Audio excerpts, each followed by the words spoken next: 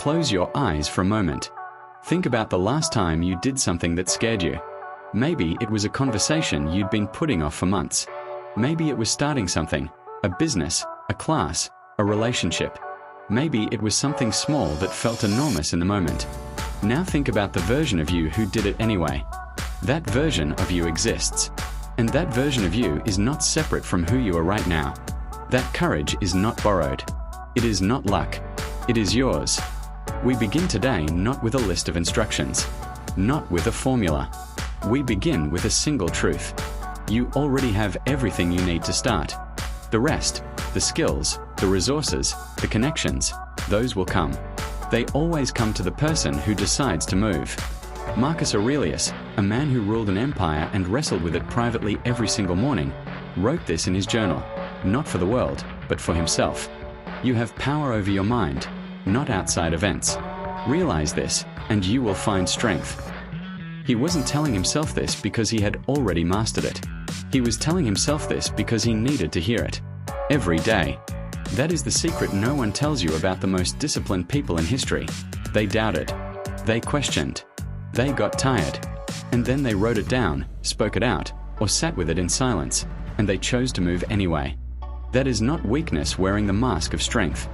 That is strength. There is a Japanese concept called Kaizen, the idea of continuous, tiny improvement. Not transformation. Not revolution. Just 1% better today than yesterday. 1%. Most people dismiss this because it sounds too small to matter. But here is what 1% does over time.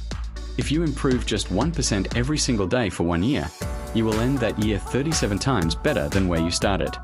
37 times. Not because of some dramatic overnight shift. Not because the universe finally gave you a break, but because you showed up. You were consistent when it felt pointless. You were disciplined when it felt invisible. So wherever you are right now, that's enough to start. Let me tell you something about the perfect moment. It doesn't exist. I know that's not what you wanted to hear. We are conditioned by every story we've absorbed, every movie we've watched, every hero's journey we've admired, to believe there is a point at which the conditions will be exactly right. When we'll have enough money, enough time, enough confidence, enough clarity. And so we wait. We make plans for the waiting. We research during the waiting. We talk to people about the waiting. We become very, very busy people who are fundamentally standing still. The author Steven Pressfield calls this the resistance. He says it is the force that rises in direct proportion to the importance of what you are trying to do. The bigger the dream, the louder the resistance. The more meaningful the goal, the more convincingly your mind will construct reasons to delay. But here is what he also says. The moment you decide to do something, something in the universe shifts in your favor. Not because the universe is magical, though perhaps it is, but because you change when you decide. Your attention sharpens. Your choices align. Your conversations shift. You begin to see the world through the lens of someone who is moving, and the world responds differently to people who are moving. Harriet Tubman was born into slavery in 1822. She escaped to freedom in 1849. And then, when she could have simply stayed free, safe, and quietly grateful, she went back. 19 times.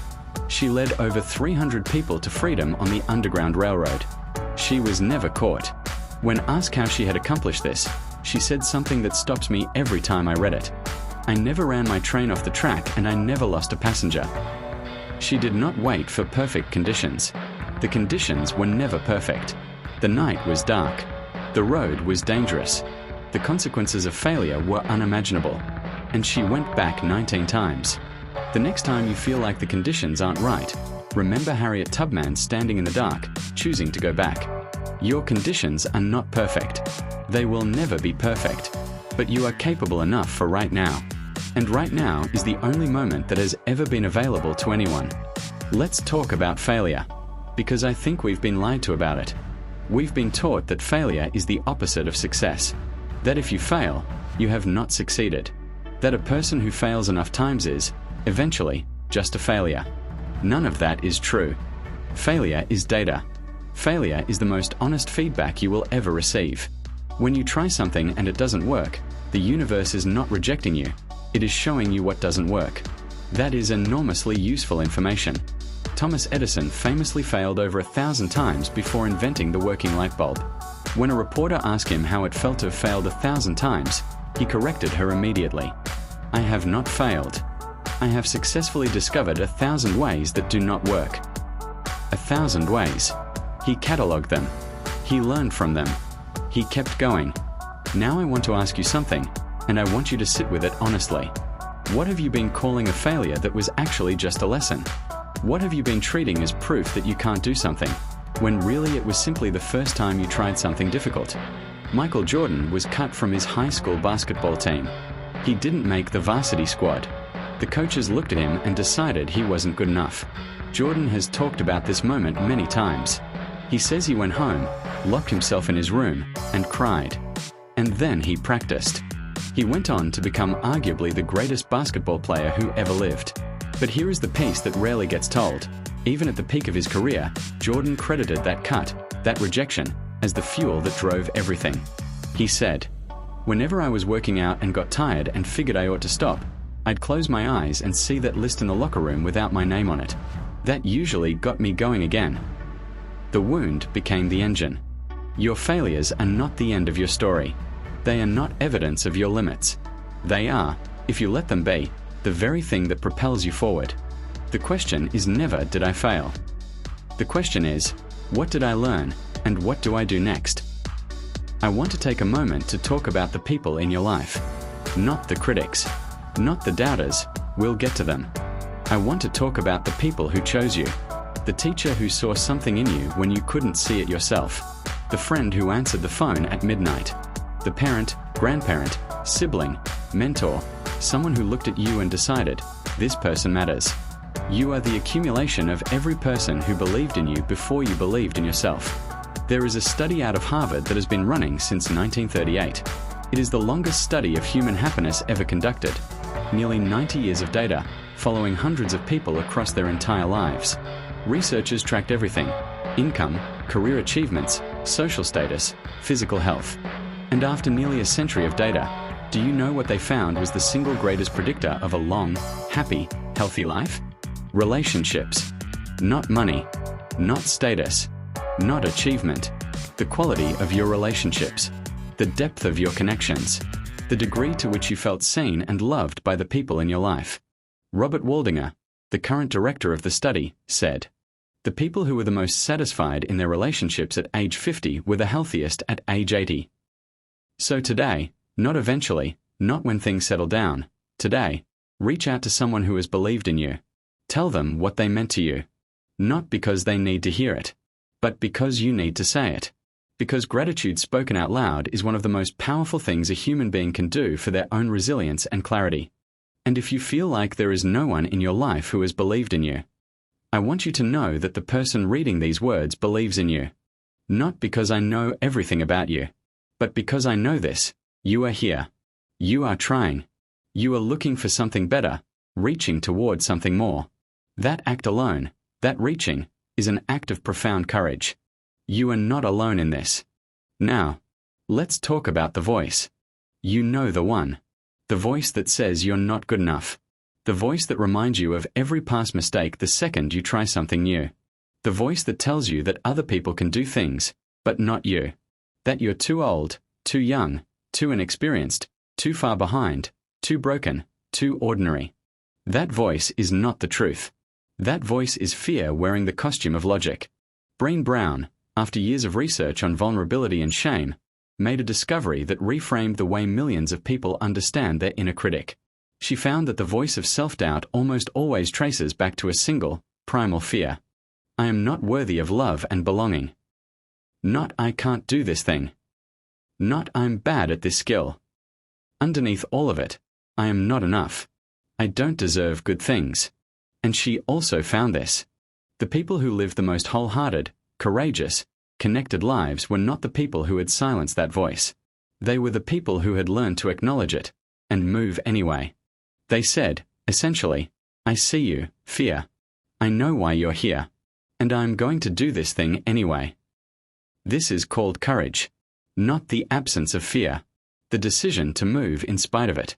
Maya Angelou, one of the most celebrated writers and poets of the 20th century, once said that every time she began a new book, she was convinced it would be the one that exposed her as a fraud.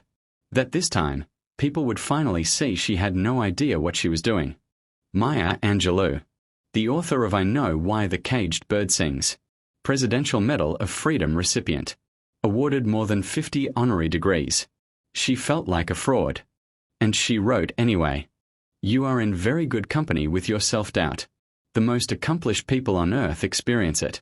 The difference between them and the people who stay stuck is not the absence of the fear. It is the decision to act before the fear gives permission. So the next time that voice starts in, acknowledge it, thank it for trying to protect you, and then take one step forward anyway. Just one step. That's all that's asked of you. We've talked about starting. We've talked about failure and fear. Now let's talk about building. Because the goal isn't a single moment of breakthrough. The goal is a life. A life that reflects what you actually value. A life you build on purpose, not by accident. Jim Rohn, one of the most influential personal development teachers of the 20th century, said, "Don't wish it were easier. Wish you were better." Read that again in your mind. Don't wish it were easier. Wish you were better. Because the easy version of your life, the version without the difficulty, without the obstacle, without the friction, that version does not produce the person you are trying to become. You need the resistance. A diamond is carbon under pressure. A muscle grows by being broken down and rebuilding stronger. A person becomes who they are meant to be through the struggle, not in spite of it. Viktor Frankl survived the Nazi concentration camps. He lost almost everything: his family, his manuscripts, his freedom. In the darkest possible conditions, he made an observation that became the foundation of an entire school of psychology. Between stimulus and response there is a space. In that space is our power to choose our response. In our response lies our growth and our freedom. Between what happens to you and what you do about it, there is a space. That space is yours. No one can take it. No circumstance can shrink it to nothing. It is the last free thing, available in even the most impossible situations. In that space, you decide who you are. So what kind of life are you building in that space? Are you building a life of reaction, where you respond to whatever the world throws at you with whatever emotion first arrives? Or are you building a life of intention, where even in chaos, even in grief, even in uncertainty, you pause for just a moment and ask, who do I want to be right now? That question, who do I want to be right now, is one of the most powerful questions you can carry. Not what should I do? Not what will people think? Who do I want to be? Because at the end of your life, you will not be measured by your title. You will not be measured by your bank account or your follower count or the size of your house. You will be measured by the person you became, the love you gave, the people you served, the courage you showed on the ordinary Tuesdays when no one was watching. Build that person. Starting today. We are almost at the end of our time together, and I want to leave you with something real. You have been waiting for permission. Maybe you didn't know that's what it was, but somewhere inside you, there is a version of your dream, a version of your bigger, braver, more honest life, and it has been waiting. For the right time. For someone to say it's okay. For some external sign that you are ready. Here is the permission. You are ready. Not perfect. Not finished. Not without doubt or fear or uncertainty. But ready. Ready enough. Capable enough. Worthy enough. You always were. Ralph Waldo Emerson wrote, "What lies behind us and what lies before us are tiny matters compared to what lies within us." What lies within you is not small. What lies within you is the same material that moved mountains, crossed oceans, changed laws, and rewrote what was thought possible. You are made of that same stuff. Serena Williams, the daughter of a man who taught himself tennis from books and then taught his daughters. 23 Grand Slam titles. A body that the world told was the wrong shape, the wrong size, the wrong everything. She didn't fit the mold, so she changed the mold. She said, "I really think a champion is defined not by their wins but by how they can recover when they fall." You have fallen. You will fall again. That is not the end of the story. The story is in how you rise. I want you to do one thing before today is over. Just one. Think of the one thing, the one goal, the one conversation, the one step, that you have been postponing because you didn't feel ready. The one thing that, if you did it, would change something. Not everything. Something. Do it today. Not perfectly. Not completely. Just begin. Call the person. Open the document. Sign up for the class. Send the email. Say the thing out loud that you've only said inside your own head. Begin. Because here is what I know to be true, not as a theory, but as a lived reality across every generation of human beings who ever reached for something greater than where they started. The life you want is on the other side of the moment you stop waiting for the fear to go away. It is on the other side of the discomfort you've been avoiding. It is in the conversation you've been dreading. It is in the morning you wake up earlier than you have to, not because someone told you to, but because you decided you were worth the effort. You are worth the effort. You are worth the risk. You are worth the life you've been imagining. Now go build it. Let it land.